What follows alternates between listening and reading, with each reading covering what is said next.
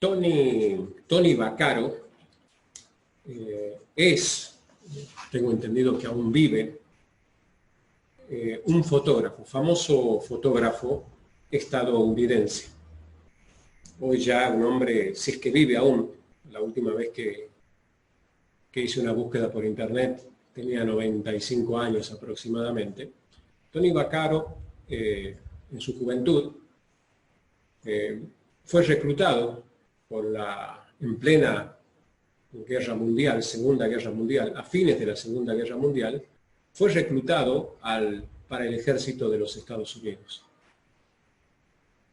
Y en muy pocos meses estuvo desembarcando en Normandía, en la famosa playa de Omaha, ¿sí? Famosa no solo por el desembarco, cruento, sangriento desembarco donde murieron cientos de miles de personas y millones resultaron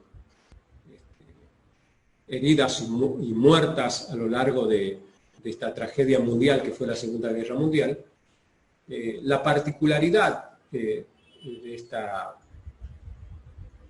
batalla, que por otra parte se ve reflejada en la famosa película Rescatando al Soldado Ryan,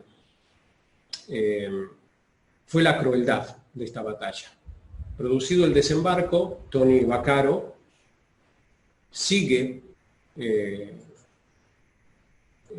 combatiendo hasta la caída de la Alemania de Hitler. A los pocos meses sigue combatiendo en Europa, en los campos de Europa, con una particularidad, este combatiente de infantería, era que además de acompañado de sus armas, iba acompañado de una cámara fotográfica. Y retrató como ningún otro la guerra, los horrores de la guerra, los rostros de la guerra, los cuerpos de la guerra, los campos de la guerra. De una manera como ningún otro fotógrafo podría haberlo hecho, porque él estaba realmente en el campo de batalla. Sus fotografías tienen el impacto que genera ver la guerra en carne viva, la muerte en carne viva. Y la vida también, a flor de piel. Los rostros, las miradas, los gestos de la guerra. Cuenta él que incluso en algunos momentos disparaba su cámara sin mirar, sin enfocar, porque tenía que cubrirse de las balas. Así de cerca estaba del campo de batalla, así de cerca estaba de la realidad. Y eso reflejan sus fotografías, que finalizada la guerra lo vuelven famoso. Se queda a vivir en Europa y es contratado justamente debido a su fama y a la calidad y a lo que transmitían sus fotografías, y contratada por revistas famosas como la revista Look, que en un momento le encomienda, no recuerdo en este momento la historia porque además la leí en un portal en inglés hace un tiempo ya, no recuerdo bien en qué tiempo sucedió, pero le encomiendan ir a fotografiar junto a un periodista que iba a entrevistar al famoso pintor Pablo Picasso. Famoso además por su carácter irascible y poco dado a las entrevistas y en general a la interacción humana. Esta era una de las primeras notas, o una de las primeras, los primeros desafíos profesionales de Tony Vaccaro, que a pesar de haber estado en una guerra se sentía sumamente nervioso por tener que fotografiar a este personaje que además no le gustaban mucho las fotografías, y de hecho así queda reflejado, si buscas en internet, Picasso, Tony Vaccaro, está la fotografía que le toma Tony en la puerta de su mansión a Picasso, en una actitud de pocos amigos, en su corporalidad, en su gesto, en su rigidez. Eso hace que Tony Vaccaro entre a la casa de Picasso en compañía de su colega en un estado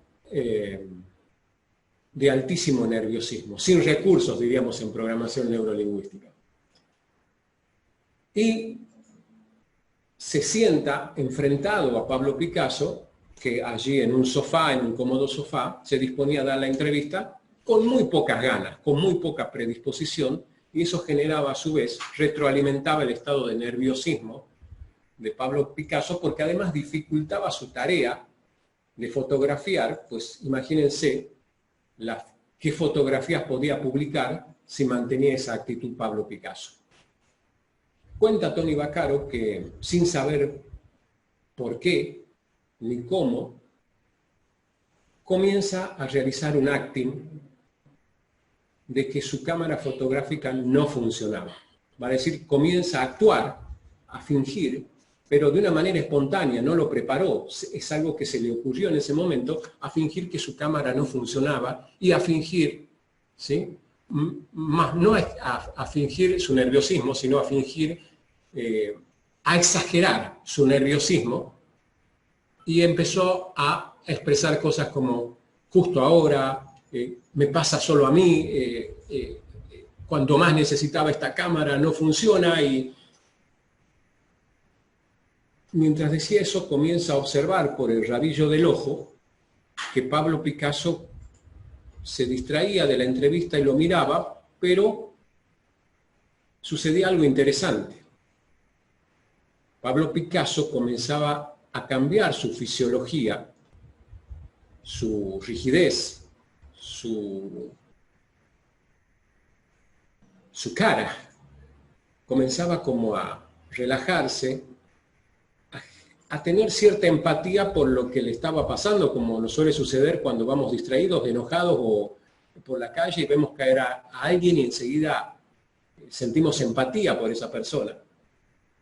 Algo así estaba sucediendo con Pablo Picasso, y también Tony se da cuenta y sigue con su acting, y conforme él seguía con su acting notaba que Pablo Picasso se iba relajando, lo miraba, como solemos ver a un niño que se cae con conmiseración, con ternura, empatizando con él. Y en un momento ya totalmente relajado y hasta casi con una sonrisa, Pablo Picasso lo mira y le dice, tranquilo, relájate que todo va a estar bien. Y en ese momento, cuando ya notó que el famoso pintor estaba en la emocionalidad que él necesitaba para tomar las fotos, mientras fingía que arreglaba, en automático, como cuando estaba en la guerra, y sin enfocar casi, comenzó a fotografiar al famoso y ahora relajado Pablo Picasso. Esta historia tiene dos lados curiosos.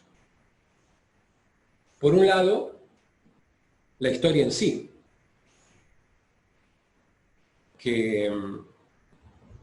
y es la historia de una conexión más allá de lo consciente, de una conexión inconsciente, sintonía, química, confianza, entre dos personas que se veían por primera vez. Y cómo esta química inconsciente los llevó a cumplir un objetivo, o los llevó a poder conectarse de una manera que conscientemente no habían podido lograr. Y la otra parte curiosa de esta historia es que me la contó un fotógrafo justamente unos minutos antes de que este fotógrafo me pregunte, ¿qué es PNL, Edgardo? Y yo le dije, PNL es esto.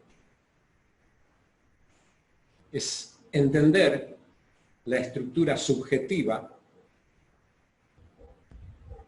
los procesos subjetivos de cómo las personas procesan la información y reaccionan en base a ese procesar único e irrepetible de esa información. Por eso ante cada evento reaccionamos de distintas maneras.